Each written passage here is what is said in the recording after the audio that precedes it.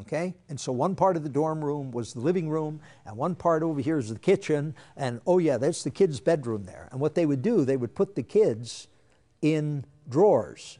They would sleep in drawers. So they open the drawer and put the kid in the drawer. And they wouldn't close the drawer. They'd keep the drawer open. But it was that condensed living in these places. And so you're going to have all of that occurring. But then with the GI Bill, the veterans got a college education that they wouldn't have gotten otherwise. And then a lot of these people, many of them went on to become, CEOs and so on. For instance, there was a group of skiers from the Upper Peninsula during the war. They became, since they were all skiers, they knew what to do. They became members of the 10th Mountain Division, which is primarily ski troops and what would we call them? Muleteers. Anyway. If things get real rough, I don't know if they still do that. Do you still have mules in the Army? What? More, yeah, but I mean if things get real steep, I mean really bad. I don't know. I don't know if they still have, but if things got bad, I guess they just send men up there. Wouldn't worry. But they had this 10th Mountain Division. And most of the guys many of the guys from Marquette kind of west were skiers because of the hills and so on. And so they were immediately grabbed for the 10th Mountain Division.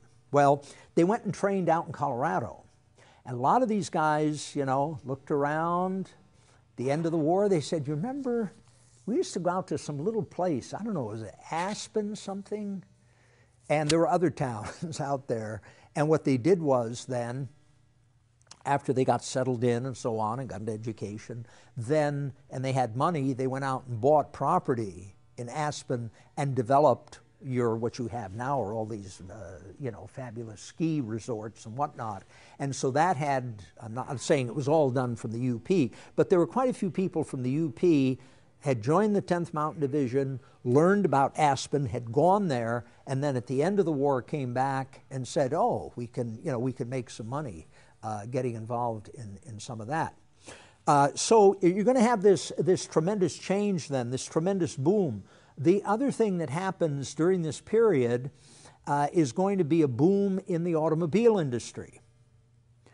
You have at this time, General Motors and Ford and Chrysler, and then over in Wisconsin you have American Motors, kind of the big four.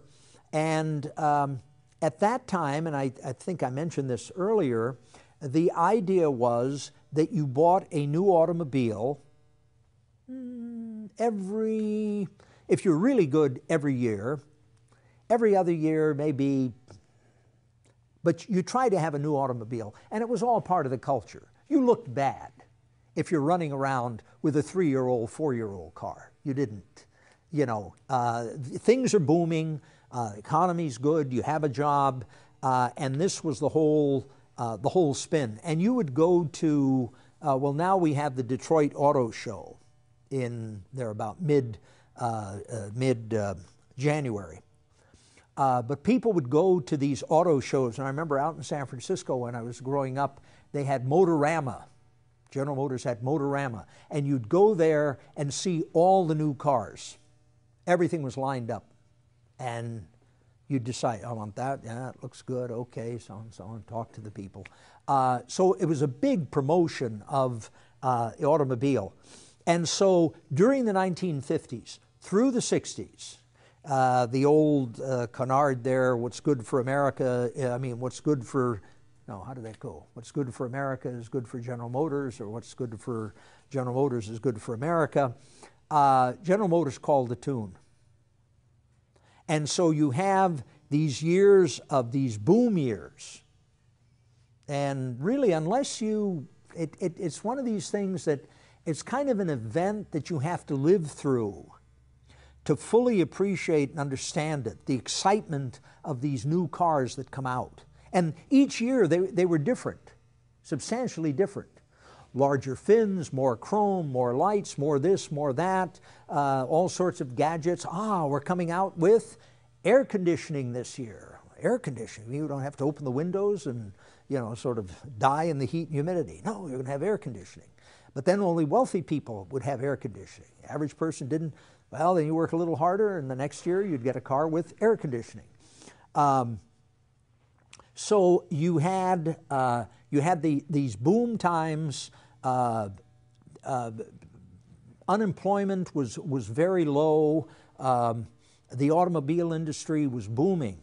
Now, the only problem with that is, as we're moving along through the 60s, there's some questions being asked, and part of this is going to be the in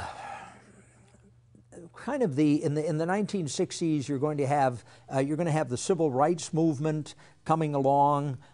You're going to have the anti-Vietnam War movement coming along. People are questioning, young people are questioning the old values. The people that were the veterans of World War II are in a state of dismay and shock that anybody would question what's going on and question this war in Vietnam and so on. And so, but then you have people talking about the environment. You start that process going. This is the time that Rachel Carson is going to come out with her landmark book talking about the environment and pollution and so on. And so all of these things begin to develop. Now, what happens with the automobile industry? Well, the other thing that sort of happens with the automobile is, in the 1960s, what is the automobile that is like all over the place? The little Volkswagen Beetle, which gives you good mileage. We won't discuss, I had one, I won't discuss driving into Los Angeles with a nice western wind coming through one of the mountain passes and watch the speedometer drop with your foot all the way to the floor and can't make it against the wind. It went, but it was slow going. You always were glad when the wind was blowing behind you and then you moved along. But anyway, you had that kind of development going, and so at a time when, and there were some automobiles that came out, kind of experimental people, and you can sometimes see them. You know, there'll be pictures of them, you kind of look at the cars. I think there was one called a Nash, a small car that would get good mileage and so on. Then there was the joke that went, well, it was kind of a joke, but some people were serious about it, that the auto companies were in collusion with the gas companies, and they actually had a mechanism that could give you 100 miles to the gallon. But it was, somebody had invented it, and then General Motors bought it, and nobody ever heard of it again. That was the end of it. And there were all sorts of stories like that. That came up, sort of the anti-group. The other thing that's going to happen that General Motors is involved with directly is the demise of interurban transportation, streetcar lines, and streetcars in cities. Well, what replaced them? Buses. Who made the buses? General Motors. And there was all sorts of collusion. They would create fake companies that would come in and buy out, you know, just, you didn't know what was happening, but the company would come in and buy out the streetcar line.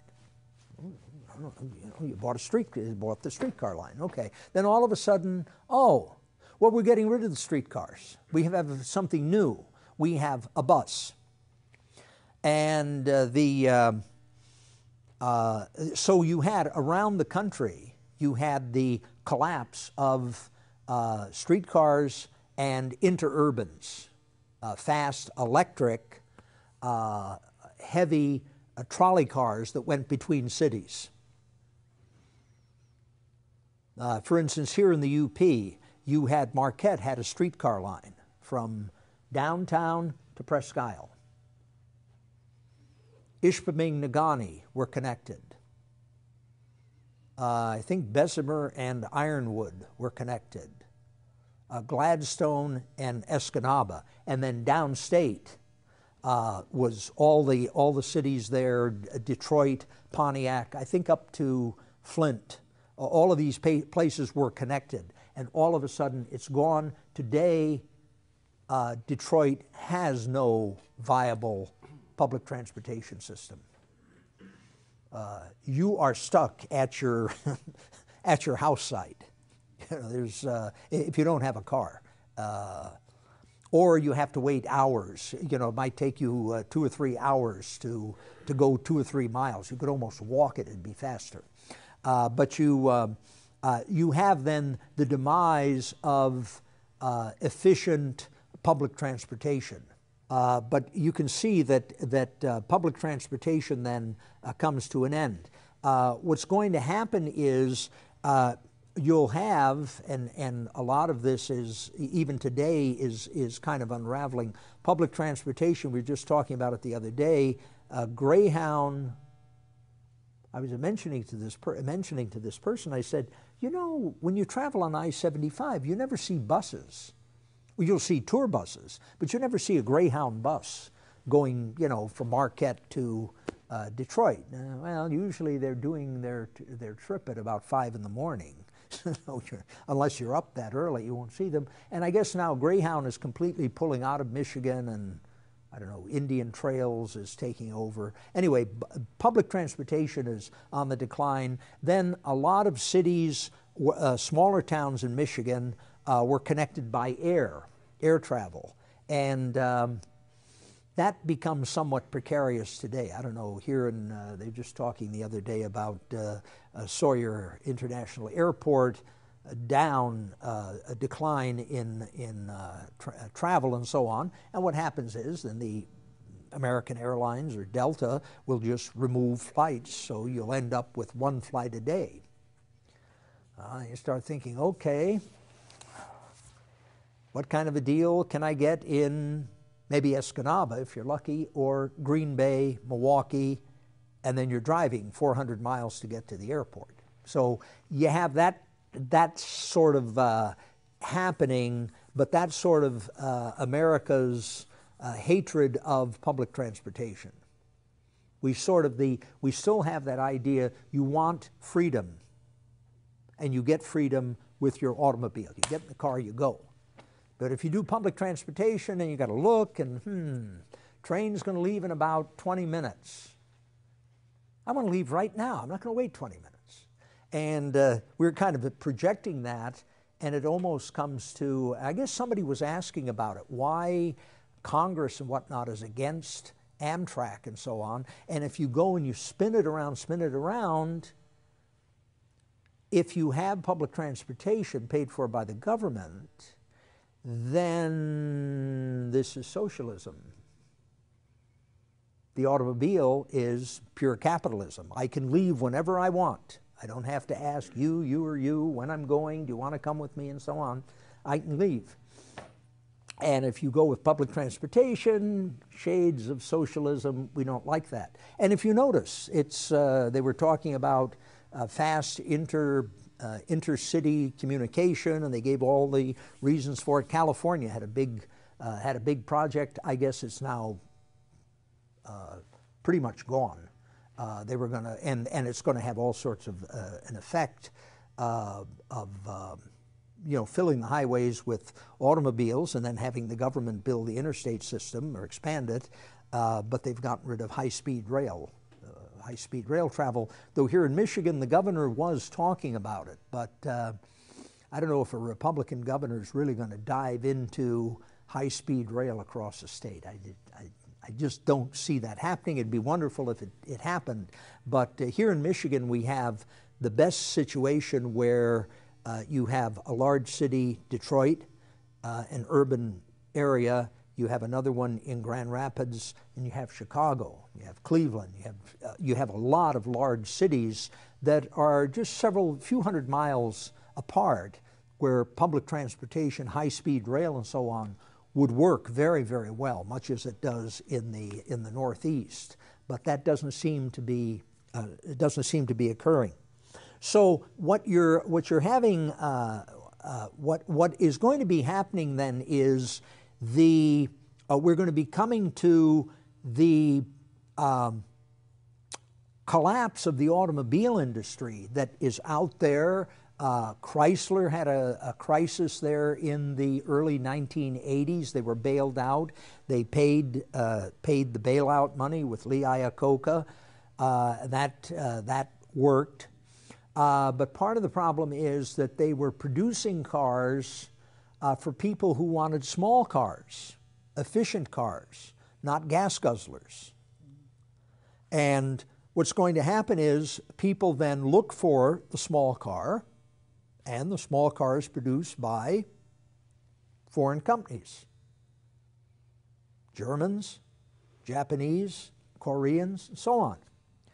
And so you have then, and this takes a while, it doesn't happen overnight, but you have then the decline of the American automobile industry. And since the American automobile industry is pretty much centered in Michigan, you can see what has happened to us. And, you know, we came very close, and it's highly debatable now. We'll see what Mr. Romney says when he's quoted and so on, but he's totally against the government bailout. It's interesting, born in Michigan, but politically not tuned in with the state, but saying that the government bailout was terrible. So the other alternative was to let Ford was fine because of certain economic things that they had done kind of by accident, and it worked out. But Chrysler and General Motors, then, what do? Let them go belly up. And what does that do to the state? So you can say these, well, we don't use government money for this and so on. Okay. What happens then? What is going to replace? You know, wine tourism? I don't think so. So you have some real problems there with the condition of the auto industry. Now it's gone through bad times. It got bailed out. I guess I think some of them have paid their debt back to the government and so on, or is in process. And you have the automobile industry then coming back. And I think just the other day I saw, there was something yesterday maybe, that unemployment in Michigan is on a very slow decline. But part of it is that the auto companies are now kind of been reorganized and are focusing on what the public wants, finally.